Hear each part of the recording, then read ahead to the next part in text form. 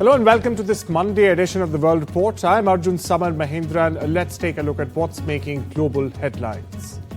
US President Donald Trump on Sunday called his Russian counterpart Vladimir Putin crazy for launching one of the biggest strikes on Ukraine since the start of the war. He in fact also warned Moscow that any attempts at a total takeover of Ukraine would quote-unquote lead to the downfall of Russia. Now, the overnight attack, viewers saw Russia fire 367 drones and missiles, the highest number in a single night, in fact, since the war began in February of 2022. At least 12 people, including 3 children, were killed and dozens more injured in widespread strikes across Ukraine. Meanwhile, listen to what Donald Trump said. I'll give you an update. I'm not happy with what Putin's doing. He's killing a lot of people, and I don't know what the hell happened to Putin. I've known him a long time, always gotten along with him, but he's sending rockets into cities and killing people, and I don't like it at all, okay? We're in the middle of talking, and he's shooting rockets into Kiev and other cities. I don't like it at all. You talked before about putting more sanctions on Russia. Is that something you're considering more serious? Absolutely. He's killing a lot of people. I don't know what's wrong with him. What the hell happened to him, right? He's killing a lot of people. I'm not happy about that. Well, my colleague Vishal Vivek joins us for more on this story. Vishal, repeated calls for mediation from Washington to Moscow. Also an invitation, in fact, to Turkey's Istanbul for the talks. They've been snubbed time and again. What do you think the Trump administration will do now? Well, this statement from Trump makes it clear that the US administration is quite unhappy with Russia. There have been some rumblings in the recent weeks which suggested that there would be some friction between both the leaders, but this makes it clear. This comes in the wake of, US sort of siding with Russia in the weeks ever since the talks between both the parties started for a peace deal. And this indicates that the US could now definitely take some action against Russia because in March, Trump had indicated that there will be some sanctions on Russia pertaining to banks or some oil sanctions. So there could be some actions in those areas, but so far we can say that Trump is getting increasingly agitated with what Putin has been doing in Ukraine.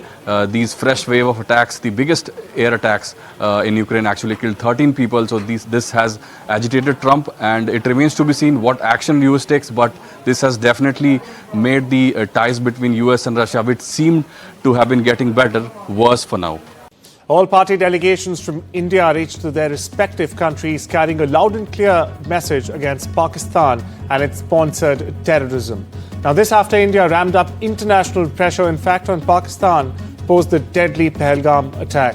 Global leaders, meanwhile, have backed New Delhi's unified and determined stance against terrorism. The global chorus against Pakistan has only grown. From Germany to Paris, the world, in its strong words, called out Pakistan and its long-standing pattern from the Middle East to the UNSC. Listen in. So it was an excellent visit, and I assure the delegation that Guyana stands unequivocally with India. We are against terrorism, and we believe that all those who perpetrate terroristic acts must be brought to justice. So it was an excellent visit, and we are happy that the delegation came from India to Guyana. US President Donald Trump has said that he would pause his threatened 50% tariffs on the European Union until the 9th of July after a very nice call with EU chief Ursula von der Leyen. Now, Trump had threatened on Friday, in fact, to invoke the steep tariffs as soon as the 1st of June, saying talks with the European Union over his previous levies were going nowhere. Now, listen into what the US president said. You spoke to European Commission President von der Leyen. Did you discuss the 50% tariffs, and did you agree to remove? She just called me, as you know, and she asked for an extension on the June 1st date. And she said she wants to get down to serious negotiation because I told you specifically, I told anybody that would listen, they have to do that. And we had a very nice call, and I agreed to move it. I believe June 9th would be, July 9th would be the date. That was the date she requested. Could we move it from June 1st to July 9th? and I agreed to do that, and that she said we will rapidly get together and see if we can work something out. Here's my colleague Rishabh unpacking the latest on the story. We've seen is the fact that this is another temporary reprieve in what has been a very sort of hard-set stance from Trump, meanwhile being very flip-flop also in the way that he's implemented these tariffs over the last 3 months or so. What we've seen is that we also have confirmation that it was the European Union and the office of Ursula von der Leyen which initiated contact with Trump and asked for this sort of temporary reprieve.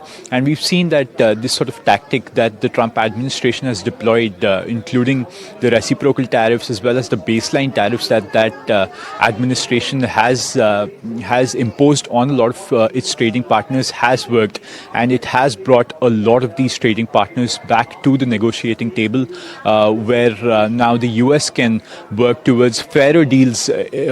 What it calls has been very, very unfair, this trade sort of surplus that a lot of other countries share with the US, but the US remains in trade deficit. So that is what this Trump administration is now sort of addressing with these series of tariffs, and then the sort of take back of these tariffs, and then inviting trading partners to the negotiating table. What we've also seen is the fact that it has been extended to July 9, which is also the 90-day temporary pause period for the reciprocal tariffs. Reports state that Israel's military has said it would in fact capture 75% of Gaza within 2 months. Now, this is as part of a major new ground offensive against Hamas. Israel has recently escalated airstrikes and aims to confine Gaza's 2 million population into an area amounting to 25% of the besieged enclave, reports assert. Staying in line with the Israel-Hamas conflict, an Israeli airstrike, in fact, on Gaza hit the homes of a doctor, killing nine, including her 10 children, while she was on duty at her hospital. Now, shifting focus to the land down under, Australia's Prime Minister Anthony Albanese has said it was an outrage that Israel is withholding humanitarian aid from Gaza. Albanese told reporters in Canberra that Israel's actions are quote-unquote completely unacceptable. Now, Israel blocked all food, medicine and fuel from entering the besieged enclave for 2.5 months before letting a trickle of aid enter last week, after experts' warnings of famine under pressure from some of Israel's top allies. Here's more. Hamas, a terrorist organisation who should have no role in the future of Gaza or the West Bank. We make that very clear. We make clear that hostages should be released immediately. We've consistently and unequivocally opposed what happened on October 7. But states, which are democratic states, have a responsibility to behave in a way that is consistent with international law and with humanitarian concerns. And the whole world is concerned about what has occurred with the blockade, and Australia will continue to make clear statements on that. Bangladesh's chief advisor Mohammad Yunus has said that the country had been in a state of war, in fact, since imposing the ban on the activities of the Awami League. Yunus said, and I quote here, "Warlike situation emerged both inside and outside the country, preventing us from moving forward, causing everything to collapse and pushing us back into subversience." My colleague Saurabh Gupta joins us for latest on this story. Saurabh, from a total political collapse to an industrial collapse, we've seen industry leaders come out last evening and, underline the grim situation that the country faces. Everything that could possibly go wrong for Bangladesh's interim government and Mohammad Yunus is, in fact, going wrong. So what are you picking up? What's the latest? And how do things, moreover, look for Mohammad Yunus and his interim government?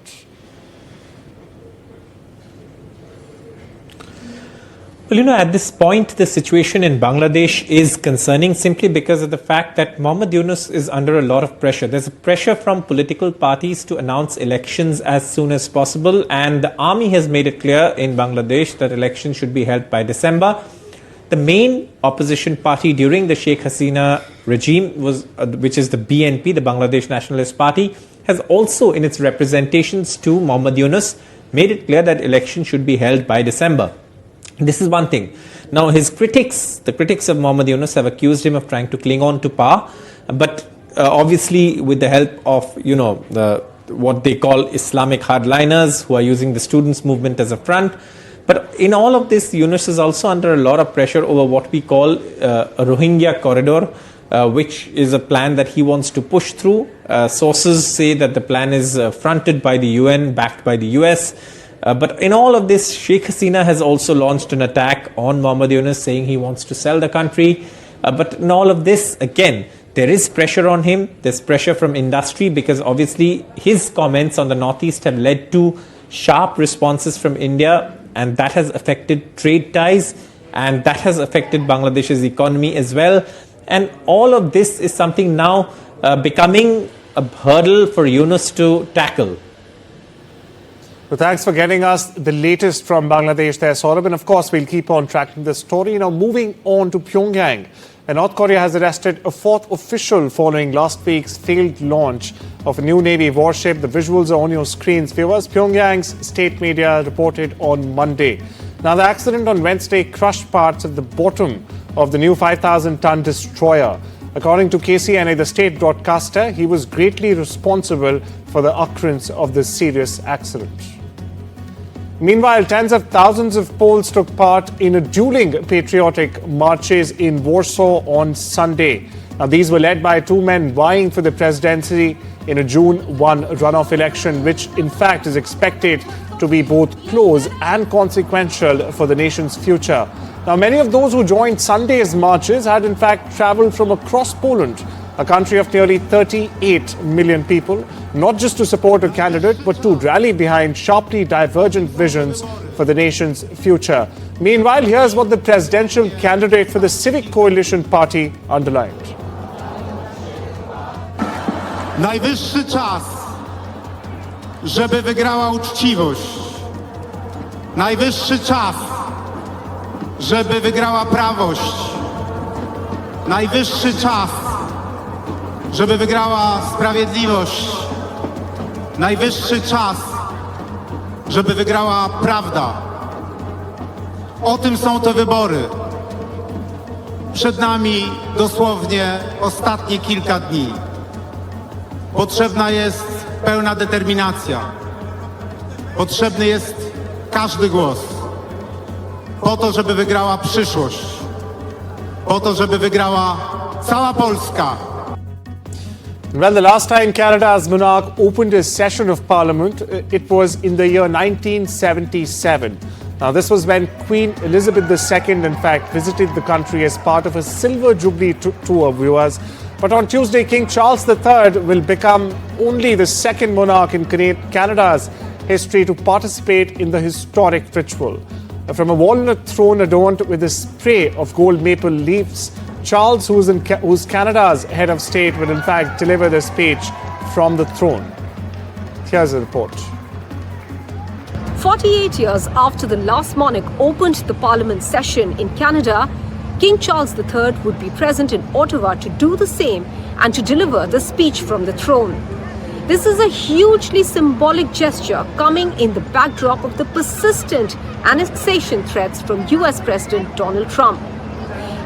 Prime Minister Mark Carney had earlier pointed out in a statement that the King's visit would reflect that Canada has a steadfast defender of its sovereignty. The King would not be visiting Canada as a foreign dignitary, but rather as the head of the state.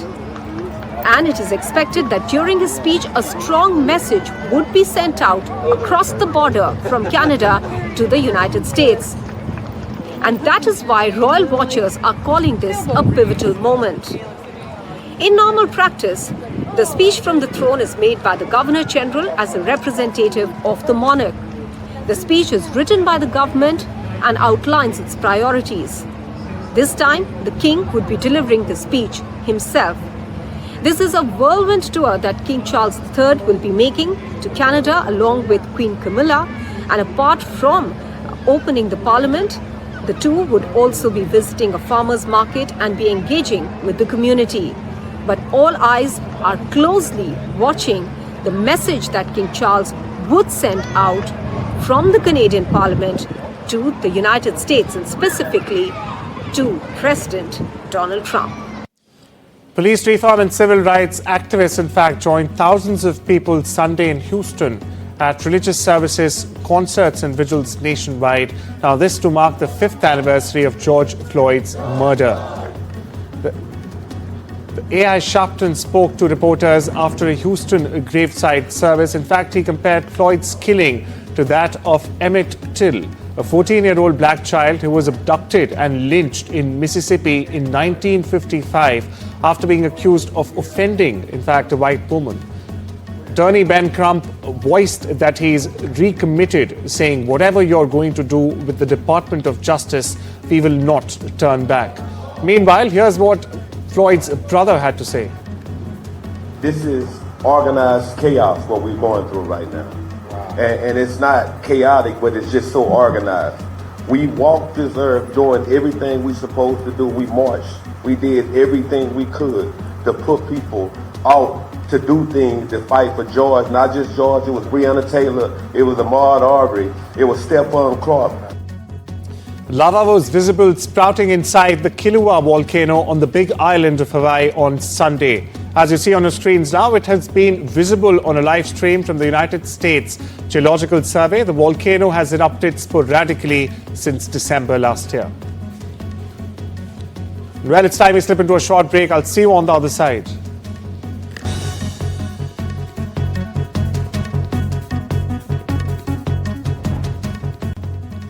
Welcome back. You're watching The World Report. On to some business news now, where according to a Financial Times report, China is tightening its grip on the financial sector, fast-tracking mergers of rural banks and brokerages in a bid to build economic resilience. Viewers, nearly 1 in 20 rural Chinese banks have already closed, and top security firms are merging under state direction. Beijing, meanwhile, wants fewer, stronger players like homegrown versions of JP Morgan to in fact stabilize the system and support long-term growth in the country. Now, the shakeup also reflects China's efforts to reposition globally amid rising financial headwinds.